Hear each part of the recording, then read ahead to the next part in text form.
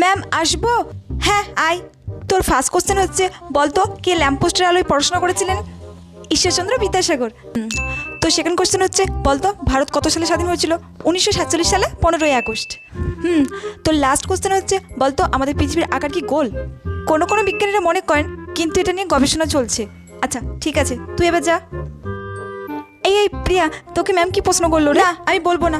আরে বললাম please please বল। আর তুই আমার প্রশ্ন জেনে কি করবি? আর তুই যদি আমার থেকে বেশি নাম্বার পেয়ে যাস? না আমি বলবো না। আর আমি তোর থেকে বেশি নাম্বার পাবো না। বললাম প্লিজ প্লিজ বল না। আমি তোকে ওই পাড়া থেকে কাঁচা আম এনে খাওয়াবো। আচ্ছা ঠিক আছে, আশেপাশে অনেক আছে, কানে কানে শোন। আচ্ছা নেক্সট টাইম ম্যাম আসবো? আচ্ছা তোর নাম কি? আমার নাম ঈশ্বরচন্দ্র বিদ্যাসাগর। হ্যাঁ? আচ্ছা তোর ডেট অফ বার্থ কত? 1947 সালে 15ই আগস্ট। তুই পাগল নাকি? কোনো কোনো বিজ্ঞানীরা মনে করেন, কিন্তু এটা নিয়ে এখনো গবেষণা চলছে। এই যা তো এখান থেকে যা, বেরো বেরো।